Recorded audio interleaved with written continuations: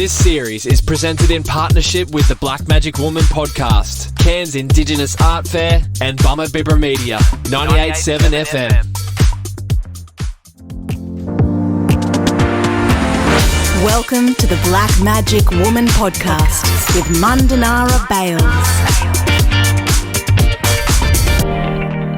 I'd like to begin this podcast by acknowledging the traditional owners whose land where this podcast and vodcast is being recorded. I'd also like to pay my respects to their elders past and present and acknowledge that this always was and always will be Aboriginal land. We have never ceded our sovereignty as First Nations peoples living in this country now known as Australia. And as always, the acknowledgement of country is about following proper protocol, and it's a tradition that dates back tens of thousands of years in this country. Acknowledging country has got nothing to do with being politically correct. As far as I'm concerned, political correctness came in yesterday compared to how long our people have lived in this great island home, now known as Australia. Welcome to the third episode of the CIAF, which stands for the Cairns Indigenous Art Fair series, which is Australia's premier Indigenous art fair from the 6th to the 10th of July here in Cairns, Queensland, Australia in 2022.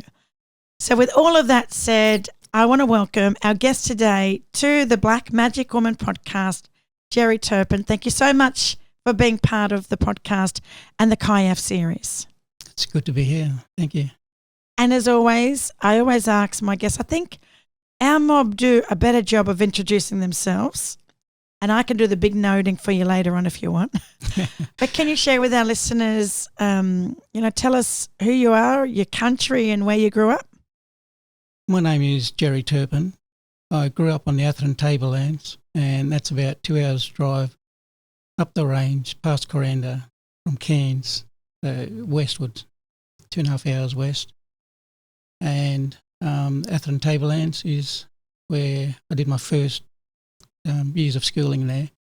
We lived around there for about 8 years. And then we shifted down to Victoria for 8 years. And then we come back home again. So it was always that call to come back home. And who's the mob there? What country that for Atherton Tablelands? So that's Wajunbara Yidinji. That's my father's side. But we tend to go more towards Mbabaram, which is about half an hour's drive west again over the dividing range, and that's my mum's side, Mbabaram. But we're also connected to Nudgin on the Atherton Tablelands as well, and Kugataipan on Cape York from my grandfather. So you're probably related to every black fella in North Queensland. It seems that way. Everywhere I go, people say, "Oh, we're related." We're related. And what about family? Did you grow up in a big mob or you had a small family? Large family. In my father's family, there were 17. Wow. And then in my mum's family, there was about 13 or 14, I think. So far out. Cousins everywhere. Yes. And in terms of your immediate family, you got children or you married? Yeah, I have been married. Yes. And I'm now separated, but I have 3 kids. Okay. Twin girls, they're 30 now, and our son is 24. Wow. And yeah, they're doing well with their own careers. Yeah. And what took you to Melbourne? From Cairns or from North Queensland to Melbourne, eh? Wasn't quite Melbourne. Not Melbourne, Victoria. Shepparton, Victoria.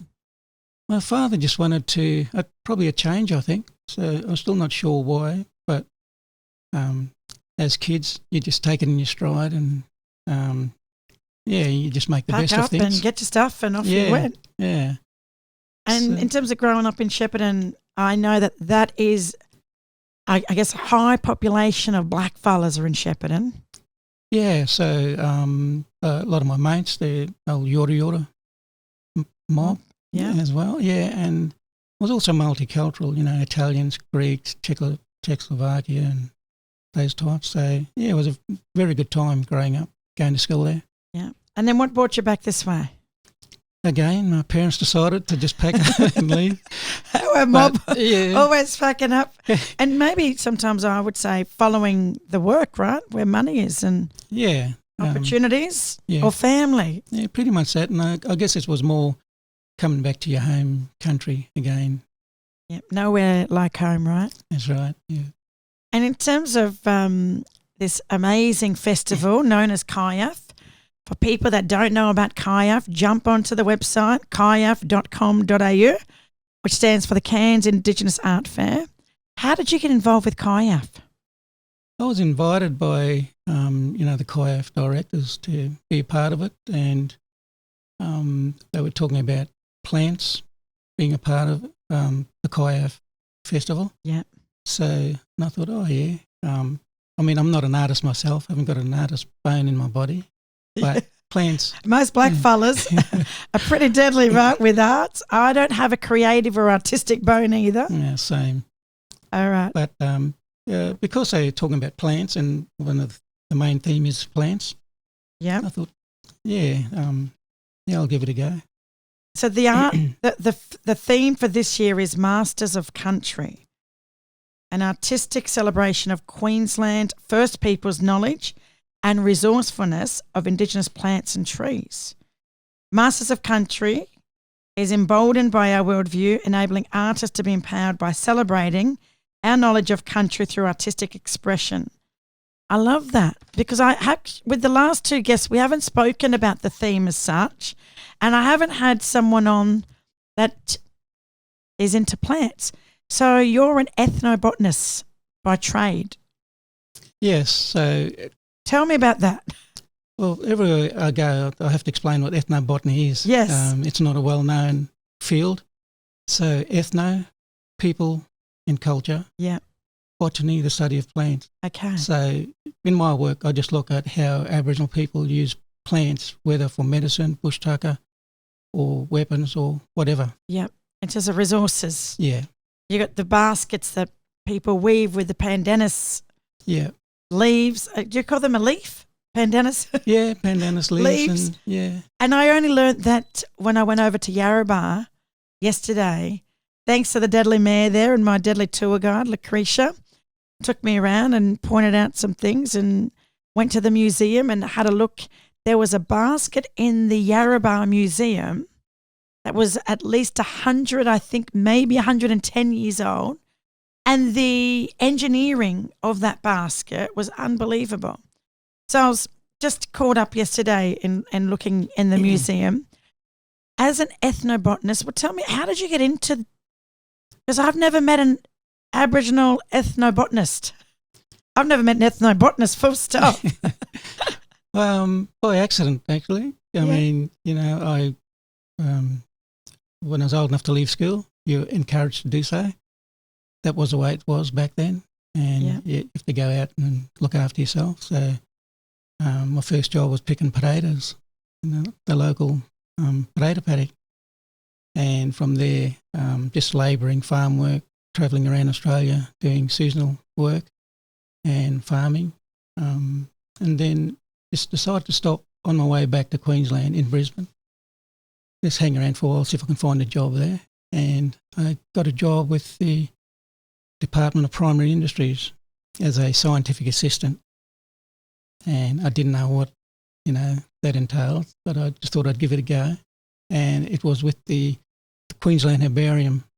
So the Queensland Herbarium is pretty much the centre for native plant study in Queensland. So that's where I got to learn about plants. Wow.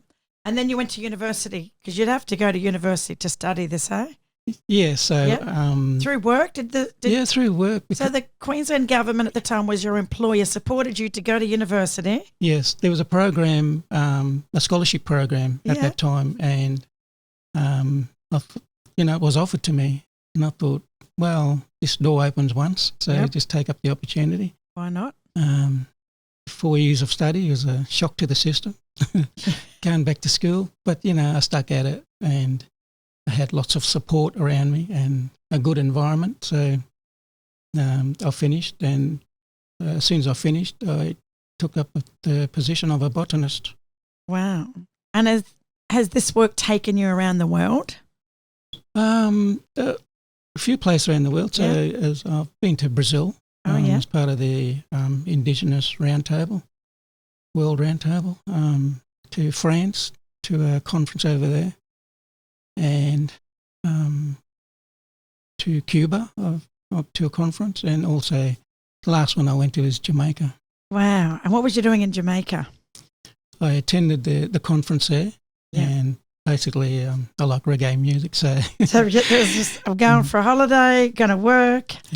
And visit the Bob Marley Museum. And yes. Yeah. It's on my bucket list. I can't wait to do. And in terms of Jamaica, the Caribbean, Uncle Benny Mills, big shout out to Uncle Benny and Auntie Yvonne Mills, and Paddy, obviously, with his wife Alyssa, who were there recently. I don't know if they're in Barbados and Jamaica. I don't know if it's the same thing or separately. Is it all there in the Caribbean? Yeah, so they're different islands. They're different islands. Barbados, Trinidad and Tobago. And they were there. I saw them on Facebook and I was like, I'm coming. So in terms of this big festival, the Cairns Indigenous Art Fair happening in Cairns, July the 6th to the 10th, what's your role in the art fair? How did you get involved? What are you going to do? So I was invited to be a judge of the artists and their artwork. Wow. And I felt a bit comfortable because it's to do with plants. So I've never done it before. But First time? First time. And but there's others there that, we're going to be conferring with as well. So, and also as a speaker on Masters of Country. So I was quite happy to do that because it's to do with plants. Well, can you give us a little bit of an insight into your talk? Yeah, well... What's the theme? The theme is Masters of Country. Is that the topic of your talk? Yeah, it will be. Working with a lot of the traditional owners in the north here, you definitely find out that they are masters of their own country. They know the country their own country like the back of their hand. They know the plants. They got names for them, plants of the fauna, flora, landscapes. And that comes about by, our ancestors lived for thousands and thousands of years on this landscape and survived through climatic changes, environmental changes. And just by being in that environment, not outside of it, but inside that ecology, they gained a lot of that knowledge to be able to survive, live comfortably, live sustainably, and to be able to pass that knowledge on as well. So that continuous oral transfer of knowledge, and not just through oral transfer, but through the arts, through paintings, through the stories of the landscapes. Yeah, dreaming stories, and dances and music. So you get to go and talk to different mob, talk to them about their country, the flora, the fauna. What's been your highlight in this country travelling around? Is there any community or people that you met that you would say is a highlight of your career so far? I think I enjoy all of them, because they're all different. I mean, we were 350 or more nations in Australia, and we're not all the one people. So and you find that out when you go to different tribes, different clan groups, that while there's similarity, there is that difference. And and just learning from the elders their knowledge about the plants and fauna and everything to do with their own country, and being shown the secret fishing spots. Well, there you go. They wouldn't take no white fella ethnobotanists. So, I've seen places where no one else have been before. So, I'm going to study ethnobotany. And I'm going to go and learn, because I would say that when we go to different places, it's like you see the landscape, you can appreciate it, but there's a lot more underneath it. Right? There's a whole and unless someone knowledge from that country can tell you, you miss it. That's right. Even as black fellas, you miss it. Yeah, and you don't get to know about it in one, visit. Yeah. It's the way they share their knowledge, bit by bit. And through different seasons. Yeah, different seasons. What's flowering, what's eating what. I know someone said, well, when the birds are eating this, that means it's all right for us to eat. But if a bird's not touching it, then you got to wonder why the bird's not eating things. And this is something that my grandmother used to say when we were young. In terms of plants, is there anything, I know that there was an act here in Queensland, the Restriction of the Sale of Opium and the Protection of Aborigines Act. And opium was used here in Queensland as a form of payment to our mob. And I don't think a lot of people know the history of this country, especially here in North Queensland with the poppies and opium trade. The pharmaceutical industry have tapped into our plants, medicines. There's not a lot of acknowledgement though. No, a lot of knowledge has been stolen, and our plants have been used. It's pretty common knowledge with our plants being used without permission. Yes. So all the eucalyptus oils and melaleuca oils, and the melaleuca is a tea tree. Yeah, and there was the plant called the pitchery way back from the southwestern Queensland, and that was used by the tribes down there for ceremonies, for stamina, long distance, but also as a medicinal. And they were able to find out the different types or strengths of medicines within each colony of those plants. So one cluster of plants were for women and children because it was slightly wasn't as strong. Wasn't as strong? Yeah, but the stronger stuff was used for the men. Wow. So that's how they found out. I'm not sure how they did that, but over tens of thousands of years of. And they're the first. Experimenting. They're the first chemists. They're the first scientists. So. Yeah, and just in terms of for our mob, in terms of our health, our well-being, like things are quite different to obviously before the first fleet arrived. Our diet, a lot of it consists of processed foods, lots of, fast food, junk food and all of that stuff. What could you say to a lot of our mob that would be listening, or even just to people in general? Is there plants out there, that you know of that we can get access to? Or are you doing anything? Like, how can we get access to some of our traditional foods or medicines? I encourage people to go back to using traditional medicines. There's still a lot of knowledge there, knowledge from the elders, and there are people that are still using those medicines.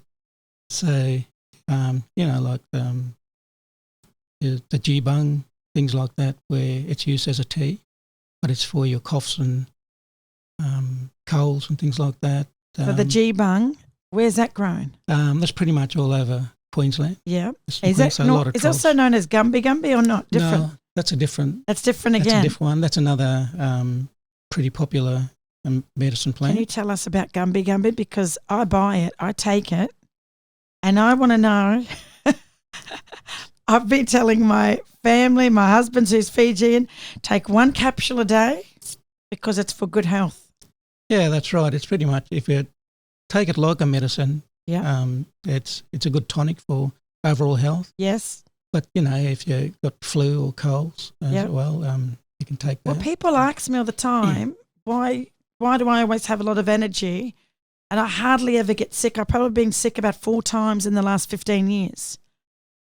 And my mum and dad grew us up to basically, go to the cupboard and have a look if there's some vitamin C, stir it, take it. We grew up with also traditional Chinese medicine, all those herbs. The Indian got the Ayurvedic and the French invented the homeopathic. So my mum and dad were very different. I never had a Nurofen until I was 21 or a Panadol until I was 21. Mum was always into essential oils, burn some rosemary in the oil burner. If you've got women's business happening, get a hot water bottle and get the rosemary burning, and that would help you with your pain. No, go and pop a Nurofen. So I got very different, and I went and studied naturopathy and learnt about plants and medicines.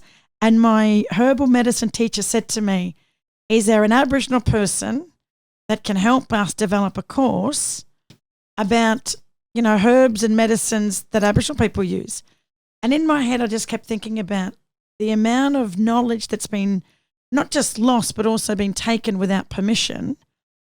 Why am I going to tell my white lecturer, he's an uncle of mine, go and talk to him, when I don't know this man? So I've never actually, come across someone like you before. I had an opportunity to have a conversation about our people learning about our traditional medicines. It's all out there, but also there's a huge demand and industry around native foods. So lemon myrtle is a big one. I'm seeing it in lots of creams, hand creams, face stuff. I actually bought lemon myrtle tea leaf at T2, which is a really big tea company. So I bought lemon myrtle, and I've been drinking that most days. But wattle seed is another, native food that I'm seeing in lots of like cheesecakes, biscuits. And I heard McDonald's is coming out with a coffee blend with wattle seed. So in terms of this opportunity now, if we think about the year 2022, we've got a lot of young mob who are interested in business and quite deadly, right, in terms of innovative technology, they're savvy. The native foods industry is a big industry in this country, and I think a lot of chefs around the world are now tapping into our foods. Is there anything you want to say to any of our own mob in terms of some of the opportunities for them to get involved? Yes, well, the bush tuck industry is worth millions of dollars. Yeah. And hundreds of millions, less probably. than 2% of Indigenous people are actually involved. It's in knowledge, but they're not involved. So one of the projects that we have, the Bush Tucker Project, is working with a few communities, looking at novel, not the common stuff, because that's the horse is already bolted on that, Yep. but looking at novel foods, even root vegetables, developing that, commercialising that, and creating a market for that, a unique market. Yep. Where that food can be traced back to the country it comes from. So, and even looking at outside Australia to overseas markets. Yeah, as big opportunities. Yes, there is. If it's but the thing with our project is that we've got funding to give to the communities to kickstart a lot of mob. They have ideas. Yeah. But they just haven't got that initial kickstarting fund. Yeah. And that's where our mob need a lot of help just to get off the ground. Definitely. So how can people reach out to you if they want to, are you on social media? Do you have a website? I'm at the Australian Tropical Herbarium at James Cook University, Smithfield, Numbabara campus out at Smithfield. That's near Cairns in the north here. And that's what you do full-time? You're there? I'm full-time, So in terms of CIAF, is there anything in particular that you're interested in seeing before we wrap up? Have you been looking at the program going, I'm going to get a ticket to go to this event, or you haven't got there yet? You're waiting? I've been looking through the program and I've got a few here to spread around. A lot of people ask me about it, so I want to be able to give them something so that they can have a look at and see what day they want to come, or they may want to sign up for the whole event. What do you know when your session is? I think it's one of the first ones on the opening. And are you only on once, or is there a few opportunities to hear you? Yeah, I'm just on that once. Okay. Yeah, so doing just a talk on what I do. Well, hopefully, I'm pretty sure we can Google you and we'll find more on the internet about what you're doing. And even just to keep in touch with you, I'd like to, connect another time and have a yarn, because I'm really interested in, just in terms of our health and our well-being. How can our mob get back to living into their hundreds? Because it was only like 3 generations ago my grandmother lived to 106, and then my mum lived to 45. And I just think that if we're able to take back a little bit of control of our own lives as Aboriginal people, and had opportunities to go out country, learn from our old people, and make better decisions. But education is so important. But it's not all lost. A lot of our knowledge, them old people are still around. Yeah, and that's the most important thing is getting back on country. So country, culture and language, they're intertwined. You can't separate them. Yeah. when you go out on country, it's good for your health, good for your mental well-being, and I encourage people, to get back to using their bush medicines and their bush tucker. There's actually been studies done on Aboriginal people going back to traditional lifestyle as much as possible in this day and age, and they've found that people with diabetes disappeared, heart problems disappeared, depression, anxiety, yes, everything disappeared. Just about all the bad things in that. So it's possible, to get back to back to country if you've got an opportunity, but also come and experience our culture on this country. Right, there's a whole celebration over a week here in Cairns at the Cairns Indigenous Art Fair, and hopefully come and see Gerry Turpin talk about everything about plants and just, connect with the theme Masters of Country. And every time I keep talking about it, I picture being here. So I'm going to try and get up here and come and hear you talk. But it's been an absolute privilege to have you as a guest on the Black Magic Woman podcast as part of the CIAF series. So thank you so much for making yourself available today. And thank you for inviting me. You're welcome. And I'll be connecting with you on Facebook. Okay. On that note, I hope you enjoyed this episode. Until next time, bye for now. This series is presented in partnership with the Black Magic Woman podcast, Cairns Indigenous Art Fair, and Mbabaram Media, 98.7 FM. The Cairns Indigenous Art Fair, 6th to the 10th of July in Cairns. For tickets or for more information on what's on, head to ciaf.com.au. That's ciaf.com.au. Don't forget to follow Black Magic Woman podcast on all social media platforms. To keep up to date with the latest episodes and news, head to blackmagicwoman.com.au. You can rate and review the podcast on iTunes, and please feel free to share the podcast with your family and friends.